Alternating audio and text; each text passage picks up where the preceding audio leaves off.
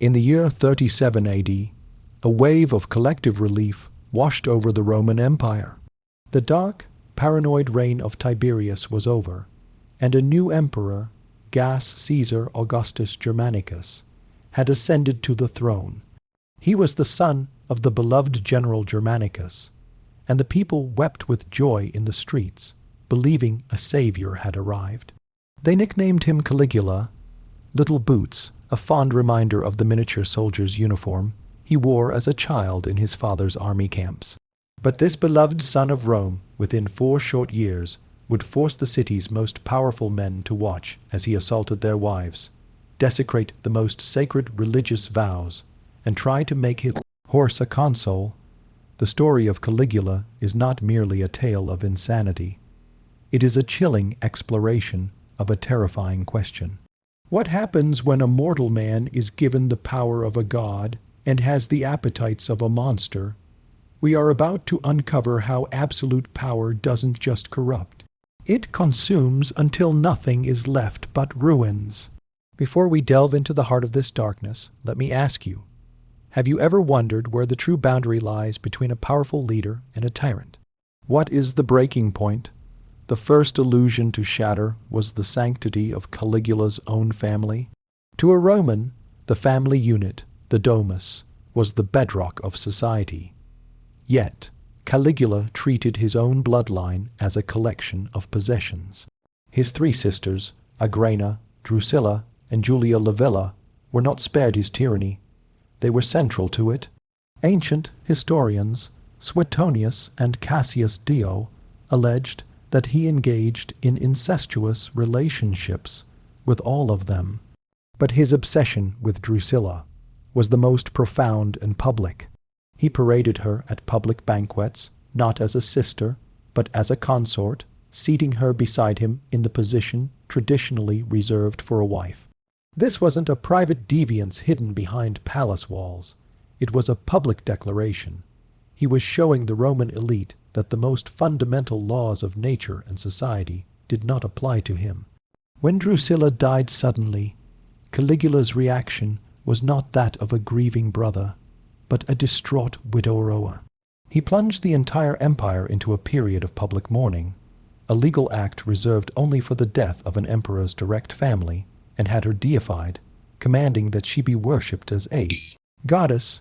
This single act was a master stroke of psychological terror. He had forced Rome not only to witness his taboo, but to kneel and pray to it. But if Caligula could so easily break the bonds of his own blood, the bonds holding the rest of Roman society together stood no chance. His next target was the Roman Senate. These were the most powerful men in the empire, men who believed their lineage and honor were untouchable. Caligula taught them otherwise in the most intimate way possible. The Senate chamber, once a symbol of republican dignity, became a theater for his cruelty. He would interrupt state affairs to openly critique the senators' wives, sometimes summoning them to his private chambers directly from their husbands' sides. A senator would be forced to sit frozen, faced as his wife was led away. Hours might pass. When she returned, pale and silent, her husband was expected to continue the day's business as if nothing had occurred, perhaps even thanking the emperor for his attention. This was not simply lust. It was a calculated political weapon. In Roman culture, a man's authority was tied to his control over his household. By violating a senator's wife, Caligula was demonstrating in the most visceral way imaginable that he owned not just their political careers, but their homes, their honor, and their very identities. At lavish banquets, this performance of domination was amplified. He would reportedly inspect the wives of noble guests like livestock, drag his choice away mid-fast, and return to the table to loudly announce a detailed critique of her performance in bed, all while her husband was forced to listen. To resist meant death. To endure meant a public stripping of one's soul. He had discovered a chilling truth. To control the body is to conquer the spirit. This campaign against Roman dignity soon required a headquarters. And so Caligula transformed sections of the imperial palace on Palatine Hill, the very symbol of Roman authority, into a fully functioning high-class brothel. But this was no ordinary establishment. The women forced to work there were not common prostitutes. They were the wives and daughters of senators and respected noblemen. Caligula became the empire's pimp-in-chief, profiting from the humiliation of the very families meant to govern alongside him. He sent out official invitations to men of rank, ordering them to attend and spend their money. The palace, once a place of law and order, became a marketplace where the currency was not coin, but the shattered dignity of Rome's elite. The symbolism was terrifying and deliberate. The heart of the empire was now a house of shame, and its master was the emperor himself. But Caligula's ambition was greater than mere earthly power. He sought to become a god, and he made Rome his stage. He declared himself a living deity, Jupiter incarnate, and ordered temples built in his honor. This divine fantasy became another tool of sexual tyranny. He targeted the Vestal virgins, priestesses sworn to 30 years of chastity, and tasked with guarding the sacred flame of Rome.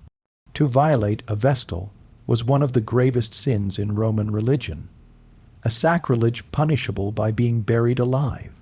For Caligula, this made them an irresistible target. By allegedly desecrating their vows, he wasn't just satisfying a whim. He was proving his dominance over the gods themselves. He forced priests to conduct rituals that blurred the line between worship and orgy, twisting faith into a grotesque parody of his own ego. If even the guardians of Rome's soul were not safe, who could be?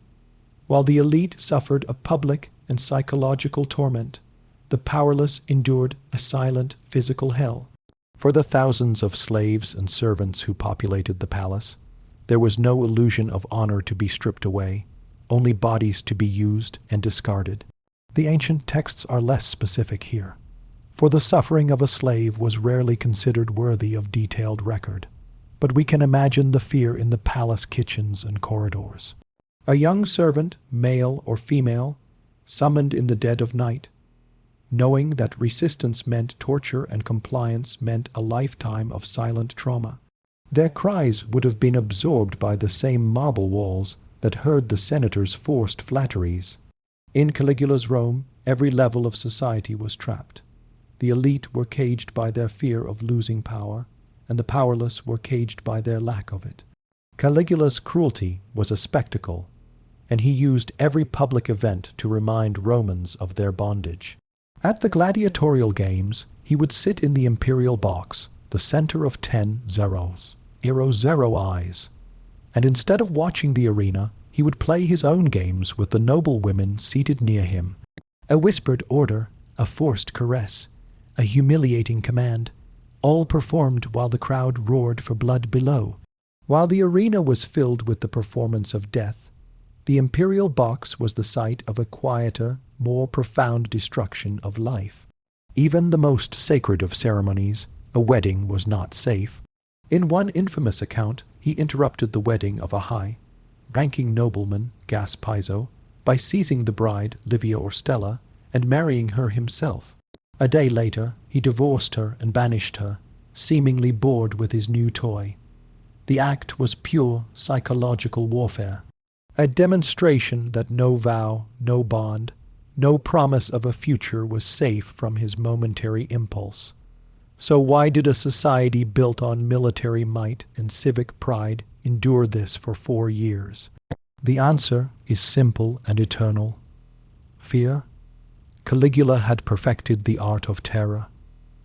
The Taurian Guard, his elite bodyguards, enforced his every whim.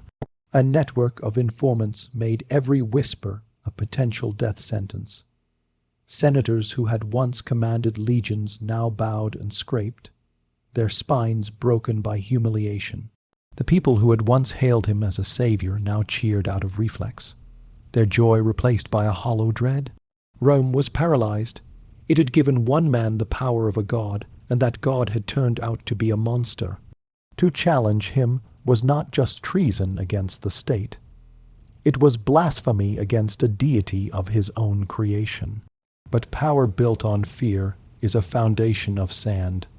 Eventually, the constant humiliation became unbearable. The whispers in the shadows grew louder. Within the Taurian guard, the very men tasked with protecting him. A conspiracy began to form, led by an officer named Cassius Chaerea. Chaerea was a veteran soldier whom Caligula had relentlessly mocked for his high-pitched voice. It was a petty daily humiliation, but it was the spark that lit the fire of rebellion, the rage of the senators, the shame of the nobility, and the fear of the people. Finally found a weapon. In January of 41 AD, as Caligula walked through a private corridor beneath his palace, the conspirators struck. The guards who had once dragged victims to his chambers now plunged their daggers into his body. The living god died bleeding on the marble floor, a victim of the very terror he had cultivated. Caligula's death ended the nightmare, but it could not erase the scars. Rome had survived, but its innocence was lost. The reign of Caligula left behind a chilling legacy, a warning that echoes through history about the intoxicating poison of unchecked power. Let me leave you with 3 lessons from this dark chapter of history. First, power does not build character, it reveals it. Caligula was not born a monster, but the absolute authority he was given allowed the darkest parts of his psyche to flourish without consequence.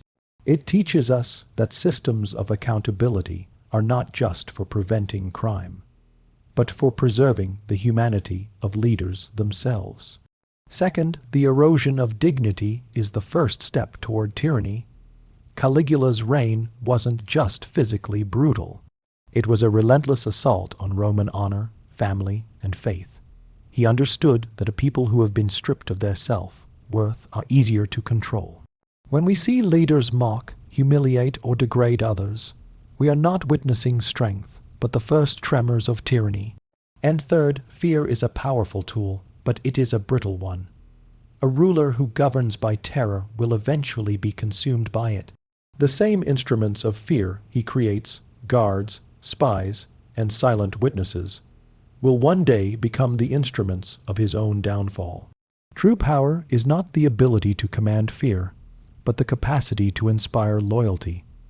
The story of Caligula is more than an ancient horror story. It is a timeless reminder that the structures we build to protect society are fragile. The line between civilization and chaos, between a republic and a brothel, is determined by the boundaries we place on those who lead us. For Rome learned in the most devastating way possible that the greatest threat to an empire is not always a foreign army at the gates, but sometimes it is a single man on a throne, unrestrained and utterly absolute.